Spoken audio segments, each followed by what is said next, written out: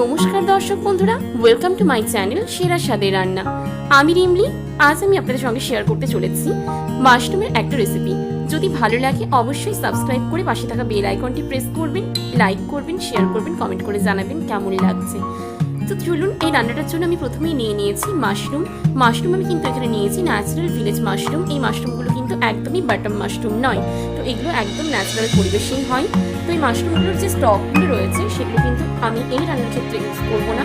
এই মাথা যেগুলো রয়েছে, মানে যেগুলো এই বার্ড কন্ডিশন পুরি বলতে পারেন, এগুলো আমি কিন্তু বড় বড় করে মাঝখান থেকে কেটে নিয়েছি, আর স্টকটা অল্প একটু নিয়ে নিয়েছি।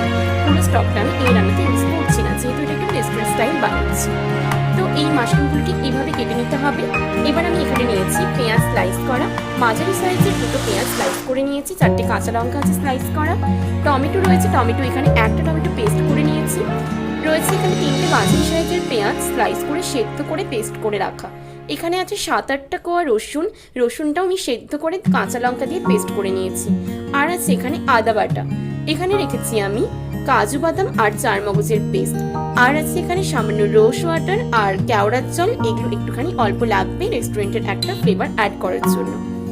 প্রথমেই আমি কড়াইতে তেল দিয়েছি, তেলের মধ্যে প্রথমেই আমি মাশরুমগুলো দিয়ে দিচ্ছি।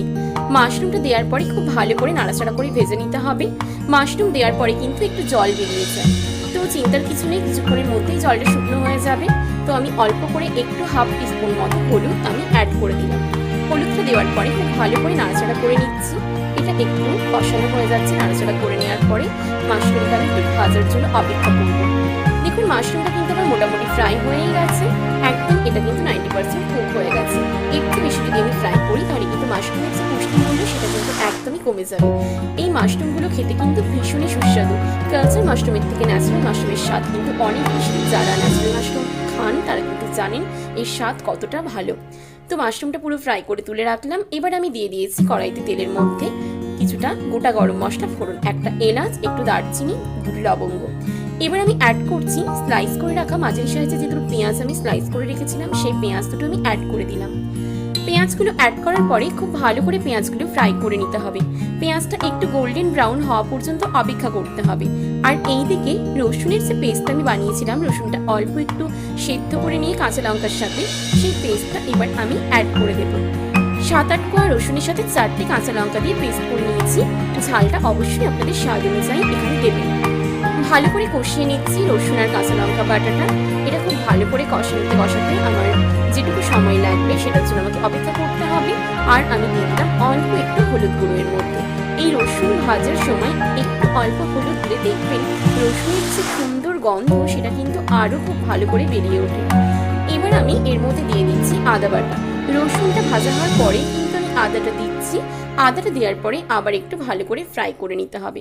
আদাটাও কিন্তু তেলের মধ্যে খুব ভালো করে ভেজে নিতে হবে, কারণ আদা রসুনের কাঁচা গন্ধ যদি তরকারিতে থাকে সেই তরকারির স্বাদ কিন্তু কখনোই ভালো হয় না। তো সেই জন্য আদা আর রসুন খুব ভালো করে কষিয়ে নিলাম। রসুন আগেই কষিয়ে নিয়েছি, পরে আদাটা কষিয়ে নিলাম। এবার আমি এর মধ্যে অ্যাড করে দিচ্ছি আদাটার কাঁচা গন্ধ চলে যাওয়ার পরে সেদ্ধ করে বেটে রাখা পেঁয়াজ। তো এখানে আমি 3টে মাঝারি সাইজের পেঁয়াজ সেদ্ধ করে পেস্ট করে নিয়েছিলাম, একটা স্মুথ পেস্ট একদম বানিয়ে ফেলেছি। সেই পেস্টটা কিন্তু এবার তেলের মধ্যে কড়াইতে দিয়ে দিলাম। ভালো করে আবার এই সমস্ত উপকরণগুলোর সাথে পেঁয়াজ বাটাটা কষিয়ে নিচ্ছি। দেখুন, তেল ছেড়ে বেরিয়ে গেছে সাইড থেকে, আর পেঁয়াজ বাটার পরিমাণও কিন্তু কমে গেছে, তার মানে পেঁয়াজ বাটা কিন্তু অলমোস্ট ডান। তো এবার পেঁয়াজ বাটাটা যখন ভাজা হয়ে যাচ্ছে, এবার আমাকে এর মধ্যে আস্তে আস্তে বাকি উপকরণগুলো অ্যাড করতে হবে। প্রথমেই আমি এর মধ্যে দিয়ে দেবো টমেটোর যে পেস্ট আমি বানিয়েছিলাম, একটা মাঝারি সাইজের টমেটো দিয়ে পেস্ট করেছিলাম, সেটা আমি দিয়ে দিলাম। কারণ মাশরুমের সাথে খুব বেশি টমেটো আমি ব্যবহার করবো না, একটা টমেটো এখানে আমার যথেষ্ট লাগবে। তো এই টমেটোটা আমি দিয়ে ভালো করে কষিয়ে নিচ্ছি। আরেকটা উপকরণ আমি অ্যাড করব, যেটা কিন্তু আমি রান্নার শুরুতে কিন্তু সেটা কিন্তু আমি উপকরণ হিসেবে দেখাইনি, তো সেই জন্য অবশ্যই পুরো রান্নাটা আমার সাথে দেখতে থাকুন। কাঁচা লঙ্কাগুলো অ্যাড করে দিলাম, চেরা কাঁচা লঙ্কা দিয়ে ভালো করে কষিয়ে নিচ্ছি। কাঁচা লঙ্কাটা দিয়ে ভালো করে কষাতে কষাতে যখন তেলটা ছেড়ে উঠবে, তখন কিন্তু আবার আমি এর মধ্যে স্বাদ অনুযায়ী নুন আর হলুদের গুঁড়ো আর কিন্তু কাশ্মীরি রেড চিলি পাউডারটা অ্যাড করে দেবো কালারের জন্য। তো দিয়ে দিলাম 1 চামচ মাঝারি চামচের হলুদ, স্বাদ অনুযায়ী নুন, আর দিয়ে দিলাম কাশ্মীরি রেড চিলি পাউডার বড় চামচের 2 চামচ। আবার সব উপকরণগুলো ভালো করে কষিয়ে নিচ্ছি। অল্প অল্প একটু জল দিয়ে কষালে কিন্তু মশলা রান্নার স্বাদ খুব ভালো হয়।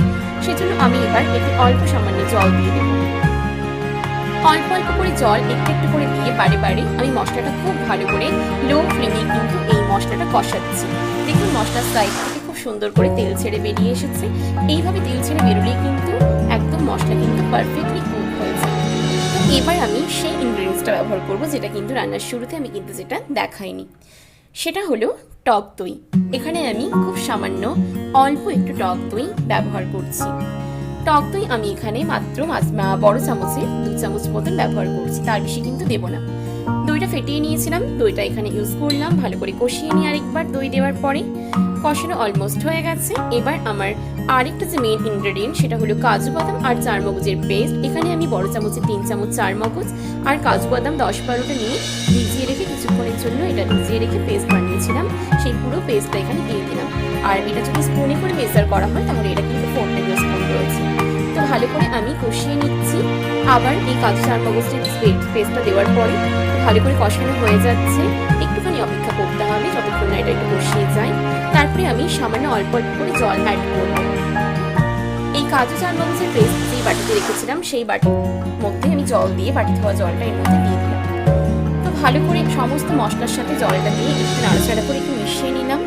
এখানে কিন্তু এই রান্নায় খুব বেশি জল আর ব্যবহার করব না, কারণ এটা একটু স্পাইসি হবে। এবার আমি এর মধ্যে ভেজে রাখা মাশরুমগুলো দিয়ে দিলাম, যেগুলো কিন্তু আগের থেকে 90% কুক করা ছিল। সেই মাশরুমগুলো এবার এর মধ্যে দিয়ে ভালো করে নাড়াচাড়া করে 10 মিনিট একদম এটা আমি 10 মিনিট ধরে একদম ফ্লেমটাকে লো রেখে আমি এটাকে কিন্তু কুক করব। লো ফ্লেমে মিনিট 10 এটা কুক করার পরে কিন্তু আমার একদম এটা রেডি হয়ে যাবে। ওপর থেকে আরেকটু স্বাদ অনুযায়ী নুন আর একটু চিনি আমি অ্যাড করলাম। দেখুন 10 মিনিট হয়ে গেছে, খুব সুন্দর তেল ছেড়ে গেছে, একদম এটা রেডি। এবার আমি ওপর থেকে অল্প সামান্য গোলাপ জল আর একটু কেওড়ার জল ছড়িয়ে এটা কিন্তু সার্ভ করে দেবো। তো একদম আমার রেস্টুরেন্ট স্টাইল স্পাইসি একটা mushroom masala ready to serve. বন্ধুরা আপনারা বাড়িতে সহজে এইভাবে বানিয়ে নিতে পারেন রেস্টুরেন্ট স্টাইল স্পাইসি মাশরুম মশলা। ভালো লাগলে অবশ্যই লাইক করবেন, শেয়ার করবেন, আমার চ্যানেলটি সাবস্ক্রাইব করে আমার সঙ্গে যারা প্রথম থেকে রয়েছেন তাদেরকে অসংখ্য ধন্যবাদ। চ্যানেলটি সাবস্ক্রাইব করে পাশে থাকা বেল আইকনটি প্রেস করে দেবেন। আজ তাহলে এই পর্যন্তই, পরের দিন দেখা হচ্ছে আবার নতুন কোনো রেসিপি নিয়ে। সবাই ভালো থাকবেন, সুস্থ থাকবেন, ধন্যবাদ।